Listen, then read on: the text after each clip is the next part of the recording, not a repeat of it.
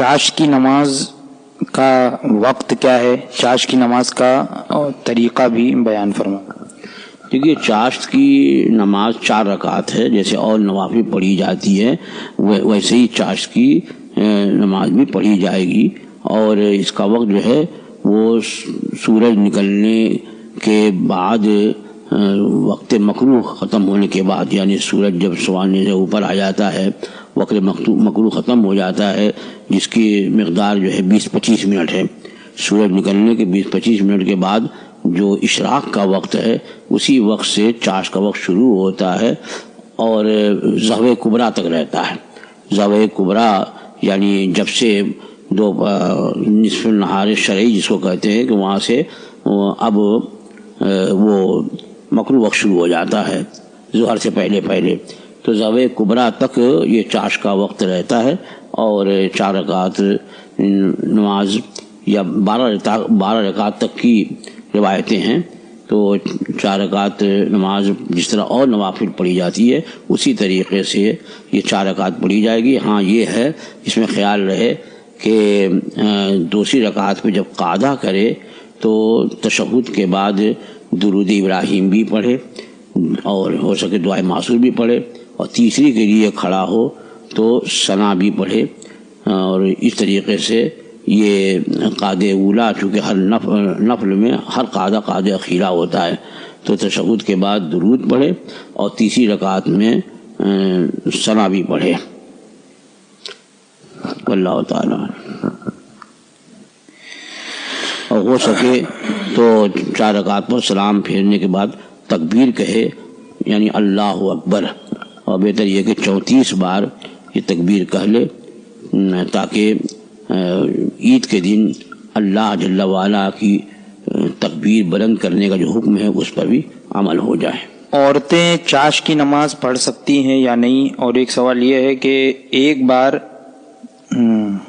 अगर ईद की नमाज मस्जिद के अलावा कहीं पढ़ा नहीं हो तो क्या हुक्म है इसके बारे में? क्या ईद की नमाज मस्जिद के अलावा कहीं पढ़ा नहीं हो, यानी अच्छा पढ़ानी हो, मस्जिद के अलावा कहीं ईद की नमाज पढ़ानी हो तो क्या हुक्म है इसके बारे में? पहले सवाल क्या था? औरतों हाँ औरत जी, हाँ, नमाज ईद होने के बाद, नमाज ईद से पहले नहीं, हाँ, नमाज ईद हो जाने के बाद और ख़वातीन भी घरों में चाश की नमाज पढ़ सकती हैं, बल्कि मुस्तहब है। और जो लोग किसी वजह से नमाज ईद नहीं पढ़ सकते, उनके लिए भी मुस्तहब है कि वो 4 रकात ये नमाज चाश की अदा कर लें। क्या चाश की नमाज जमात के साथ पढ़ सकते हैं? देखिए, चाश की नमाज जो है वो नफल है, और नफल की जमात तदाई के साथ चंद नवाफिल को छोड़कर, जैसे कि तरावी है और सूरज और नमाज इस्तिस्का है, इसको छोड़ करके, और नमाज सूरज ग्रहण की नमाज है, इनके अलावा और जो नफल की नमाजें हैं तो उनकी जमात तदाई के साथ मकरूह है। तदाई का मतलब ये कि इमाम के अलावा 3 मुक्तदी से ज़्यादा हों तो ये तदाई है। और चाश की नमाज ये नफल है, यहाँ भी अगर 3 मुक्तदी हैं और 1 इमाम है तब तो बिला कराहत जमात से पढ़ना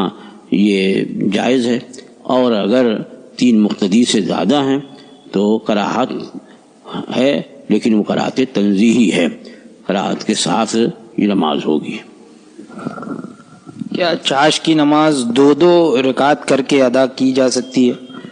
हाँ, चाश की नमाज 2-2 रकात भी पढ़ी जा सकती है, लेकिन जहाँ पर ईद के दिन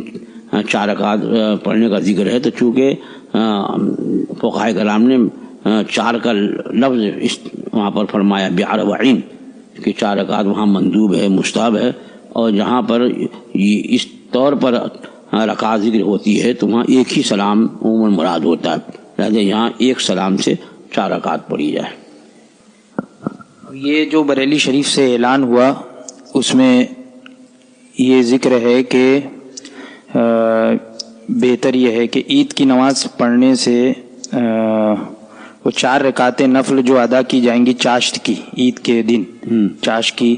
تو 4 رکعت نماز نفل اس طرح پڑھی جائے کہ پہلی رکعت میں الحمد کے بعد سورہ اعلیٰ، دوسری رکعت میں سورہ شمس، تیسری رکعت میں سورہ لیل اور چوتھی رکعت میں سورہ ضحیٰ، اور اس پر جو ہے وہ فضیلت یہ حدیث سے ثابت ہے۔ تو جو سورہ نماز میں یہاں پہ پڑھنے کے لیے کہا گیا ہے، اگر وہ کسی کو یاد نہ ہو تو وہ کیا کرے؟ دیکھیے، یہ جو 4 رکعت میں 4 صورتوں کا ذکر آیا، سورہ اعلیٰ اور سورہ شمس، سورہ لیل اور سورہ والضحیٰ، تو یہ استحبابی حکم ہے، یعنی یہ پڑھے تو بہتر ہے۔ ان صورتوں کو اگر ان 4 رکعتوں میں پڑھے تو بہتر ہے، لیکن جس کو صورتیں یاد نہ ہوں اور سورہ فاتحہ کے بعد کوئی اور سورہ وہ پڑھے تو بلا کراہت اس کی نماز چاشت ہو جائے گی، اور یہ ہے کہ وہ اس میں فضیلت تھی اور اس میں زیادہ ثواب تھا، لیکن بہرحال نماز جو 4 رکعت ہے وہ مکمل طریقے پر دوسری صورتوں کے پڑھنے سے بھی ادا ہو جائے گی۔ یہ ابھی جیسا کہ ابھی آپ نے بیان کیا کہ عید کی نماز کے بعد عورتیں اپنے گھروں میں چاشت کی نماز پڑھیں، تو مردوں کو بھی عید کی نماز کے بعد کیا چاشت کی نماز پڑھنی چاہیے، پڑھنی ہے؟ ہاں، یعنی یہ کہ عید کی نماز ہو جانے کے بعد گھر میں وہ پڑھ سکتا ہے، یعنی عیدگاہ میں نہیں، کہ عیدگاہ میں نفل پڑھنا مکروہ ہے اور گھر میں پڑھ سکتا، بلکہ مردوں کے لیے بھی فرمایا گیا کہ مستحب ہے کہ 4 رکعت پڑھے، یعنی اگر نماز عید پڑھ بھی لیا ہے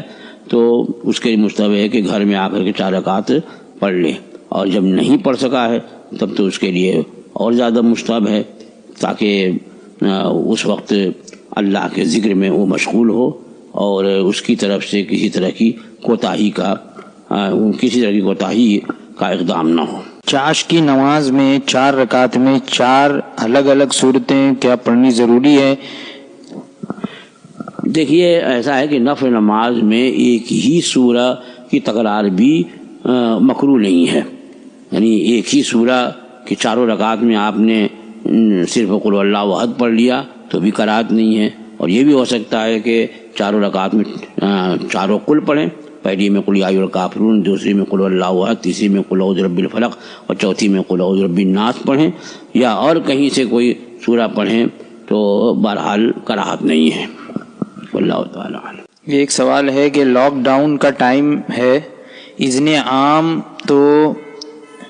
ہے ہی نہیں، جہاں